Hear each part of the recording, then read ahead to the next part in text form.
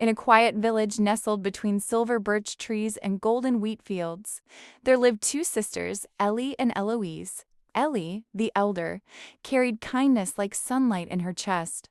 She rose before dawn, braided her sister's hair, cooked warm bread, fetched water, and mended clothes by lantern light. Even after their parents passed, she did not complain. She simply loved. Eloise, the younger, carried envy like a shadow stitched to her skin. She hated the way villagers smiled at Ellie. She hated how the baker gave Ellie's extra honey cakes. She hated how even the wind seemed softer when it passed through her sister's hair. Anything that brought Ellie joy, Eloise wanted to claim. If Ellie wore a pretty dress, Eloise borrowed it and tore the hem. If Ellie received flowers, Eloise crushed them beneath her heel. If Ellie laughed, Eloise found a way to silence it. Outside, Eloise was sweetness and silk. Inside, she was thorns. When their parents died, Ellie became mother, sister, and protector all at once. She worked endlessly to provide for them both, yet Eloise only complained, "This soup is bland. This bread is too hard. You should try harder," but she always ate it. Then one spring evening, everything changed. The prince arrived in the village.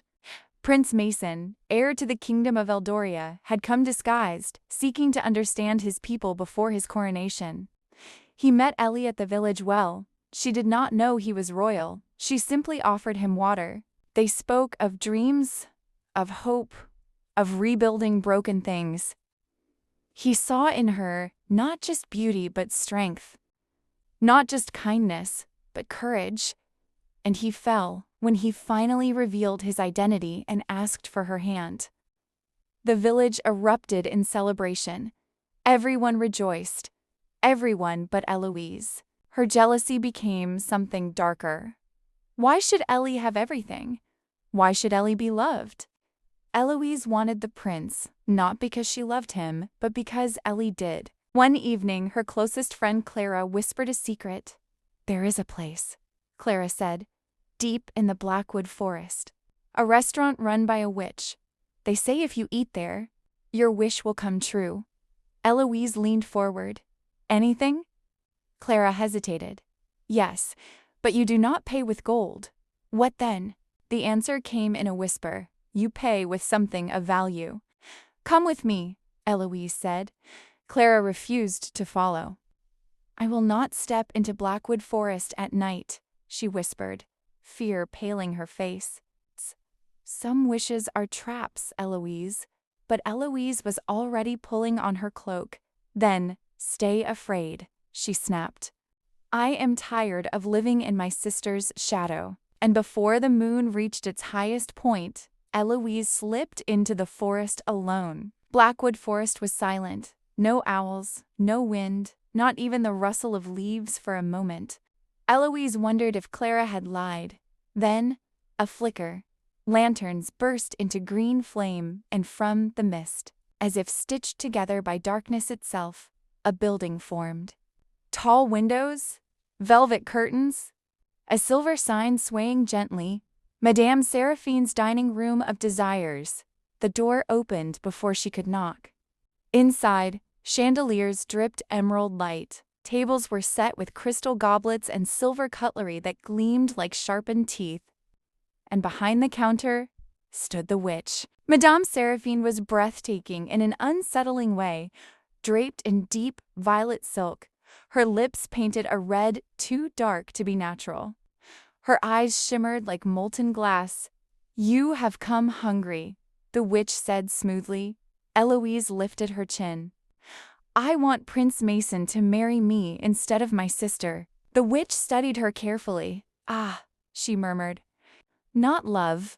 Possession, I do not care," Eloise replied. "I will be queen." The witch's smile deepened.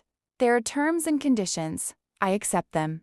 "You have not heard them. I do not need to." The candles flickered violently. The witch leaned forward. "Very well." With a wave of her elegant fingers, a silver platter appeared. Upon it rested a shimmering glass goblet filled with liquid that glowed faintly gold. "Drink," said Madame Seraphine. "Your sister will be removed from your path." The prince will be left with no choice but to turn toward you. Eloise did not ask how. She did not ask the cost. She drank. The liquid burned like fire and honey. The room went dark. One morning, her cottage door remained closed long after sunrise. The bread was not baking. The well bucket remained empty. The villagers noticed slowly. She never sleeps in, the baker murmured. Neighbors knocked, no answer. Her apron folded, her shoes aligned perfectly beside the bed. No sign of struggle, just absence. Whispers began to spread like mist through the village, and when they could not find her, they turned to Eloise. Eloise stepped outside wrapped in a pale shawl, eyes red, though not from real tears. "I have not seen her," she said softly. "She left yesterday evening. She seemed thoughtful." "Did she say where she was going?" someone asked. Eloise pressed trembling fingers to her lips. "No, but she has carried so much since our parents died. Perhaps she needed space." A single tear slid down her cheek, perfectly timed. The villagers embraced her. Poor Eloise, left alone, just as she wanted. When Prince Mason arrived, his expression was frantic. "Where is she?" Eloise rushed into his arms as if collapsing. "I did not know how to tell you," she whispered. She reached into her pocket and pulled out a folded letter. "I found this beneath her pillow." Mason unfolded it with shaking hands. The handwriting was unmistakable. Eli's, Prince Mason. "If you are reading this, I have made a difficult choice. I love you deeply, but my responsibilities have always outweighed my desires. My sister needs security. She needs protection. Please, if you ever cared for me, marry Eloise. Love her. Care for her. That will give me peace." Mason's chest tightened painfully. It sounded like Ellie, selfless, sacrificing, but something about it felt wrong, still. The handwriting was hers. He closed his eyes. "If this is what she wanted," he whispered. Eloise lowered her gaze to hide the flicker of triumph in her eyes. Later that afternoon, Mason wandered into the sisters' backyard seeking air. The pond was still, quiet. Then he saw it. A small emerald frog standing atop a lily pad. It did not leap away. It simply stared at him, and something inside him softened. He stepped closer. "You're not afraid," he murmured. The frog tilted its head. Its eyes were not wild, they were intelligent, familiar. Eloise appeared suddenly behind him. "Don't touch it," she said sharply. Then she softened her tone. "Some forest creatures are dangerous." Mason did not look away from the frog. "It doesn't feel dangerous." Eloise forced a laugh. "It's just an animal." But when Mason gently cupped the frog in his hands, it did not struggle. It rested there, calm, trusting. That feeling in his chest grew warmer. Without telling Eloise, he carried the frog back with him to the palace. Mason kept the frog in a small glass garden enclosure near his chamber window. He fed it gently, spoke to it. Sometimes, when the weight of grief pressed against him, he would sit beside it. "I don't understand why she left," he whispered one evening. The frog watched him closely. "If you are some kind of sign," he murmured softly. "Stay." The frog stayed, and in those quiet hours, though he did not know why, Mason felt closer to Ellie than he had since she disappeared. Meanwhile, Eloise believed she had won. The frog was gone. The prince was hers. He treated her kindly, out of duty, out of respect for what he believed was Ellie's final wish. But it was not the same. The warmth, the spark, the depth, it was missing, and Eloise felt it. Days before the wedding, Eloise noticed something strange. A faint itch along her wrist. She scratched it. Tiny silver feathers slipped through her fingers. Her heart pounded. The next morning, more feathers. By nightfall, they lined her forearms. She ran to Blackwood Forest. The restaurant appeared instantly. Inside, Madame Seraphine stood waiting. "You have begun paying," the witch said calmly. "What is happening to me?" Eloise demanded. "You wished to take what was not yours. You wished to replace another. So now, You will become something that replaces nothing. I want another wish, Eloise shouted. I will pay again. The witch's smile was cold. Only one wish per heart, then reverse it.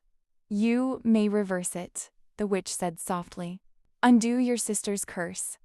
Return what you stole. Eloise hesitated. If she reversed it, she would lose Mason. She clenched her fists. No. The feathers spread further. And the morning Mason was to formally collect his bride.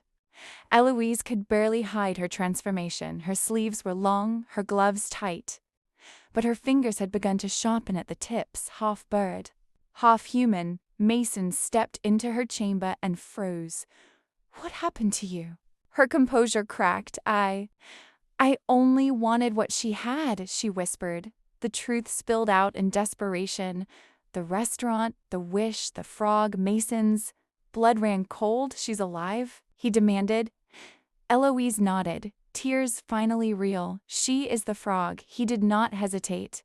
Reverse it. I cannot without losing you. You never had me, he said firmly. Those words shattered her more than any curse. They returned to the restaurant together. Madame Seraphine seemed almost amused. So, the truth arrives. I will reverse it, Eloise whispered weakly. The witch placed a final dish before her, dark as midnight. This will restore your sister, the witch said. And the price? Eloise asked quickly. The witch smiled. You have already agreed to my terms once without listening. Eloise hesitated, but the feathers were spreading. Her reflection in the silverware shimmered like something not quite human. She grabbed the pastry and swallowed it whole. The effect was immediate. A violent rush of cold energy shot through her veins. The walls seemed to stretch taller. The chandeliers flared bright emerald. What is happening to me? She gasped. The witch stepped closer. That, Madame Seraphine said softly, is your payment. Eloise's body froze. The feathers vanished, not because she was saved, but because something far worse was happening. Her skin shimmered like glass. Her reflection peeled away from her body like smoke separating from flame. The restaurant trembled. You wished to take, the witch continued. Now you will keep. Keep what? Eloise whispered. Fear finally real. The restaurant. Eloise's breath caught. Madame Seraphine exhaled slowly, and for the first time, she looked tired. Ancient. What you did not know, the witch said, is that this place is not a gift. It is a prison. The walls pulsed faintly. This restaurant survives on greed, on envy, on desperate hearts. And it can never be empty. Eloise tried to move. She could not. You reversed your wish, the witch said gently. And that fulfills the curse. What curse? Eloise cried. For centuries I have stood where you stand, bound to serve wishes, bound to collect prices. The only way to be free. She stepped back. Is for another to undo their own? The velvet curtains swirled like storm clouds. And you, Eloise, just did. The emerald flames surged upward. Madame Seraphine's body began to dissolve into golden dust. You are the new mistress of the dining room of desires, she whispered, until someone comes, makes a wish, and returns to reverse it. And then, she was gone. Silence filled the room. Eloise stood behind the counter, her reflection no longer separate, but trapped within every mirror lining the walls. The door vanished, the forest disappeared, the restaurant faded into hiding. And she was alone, waiting at that exact moment, back in the palace. The small emerald frog leapt from the velvet cushion where Mason had left her. Light burst across his chamber. Not green, not green, not dark, but warm gold. Prince Mason returned to the palace immediately. Eloise reversed her curse. And there, standing barefoot in the center of the room, was Ellie, human, whole, radiant for a heartbeat. Neither of them moved. Then Mason crossed the room in seconds and pulled her into his arms. You're here, he breathed, voice breaking. I knew it. I felt you. Ellie clung to him, tears shining in her eyes. "You were kind to me," she whispered, even when I could not speak. Even when I was only a frog, he pulled back just enough to look at her. "I loved you," he said softly. "Not your voice. Not your form. You." She smiled, the same sunlight smile that first captured his heart, and this time, there was no magic bending fate, only truth. The palace buzzed with confusion, servants whispered, guards stared, but when Ellie stepped forward beside Mason, no one questioned what felt right. The truth has a presence. Eloise did not walk down the aisle that day. Instead, beneath an open sky filled with soft, drifting clouds, Ellie reclaimed her place. No fake letters, no manipulation, no duty, just love freely chosen as she walked toward Mason. The entire kingdom could see the difference. His smile was alive, his eyes certain. When he took her hands, there was no hesitation. "I choose you," he said clearly before all. "And I choose you," she answered. They were crowned not just as rulers but as partners, and the kingdom flourished under their kindness. Meanwhile, deep within Blackwood Forest, where no map could guide and no path remained steady, a faint green glow flickered. A door appeared where there had once been only trees. Inside, chandeliers shimmered, silver plates waited, and behind the counter stood a young woman in velvet, her eyes no longer jealous, no longer proud, just watchful, waiting for the sound of the bell above the door, because until someone makes a wish and returns to undo it, she will remain, alone in the dining room of desires. And in the palace far away, Ellie and Prince Mason ruled with compassion, strength, and unwavering love. No shadows, no envy, only light, and they lived happily ever after. The end. Thank you for watching. If you're new to my channel, please like, comment your favorite part, and subscribe for more stories like this. If you're a returning subscriber, I love you.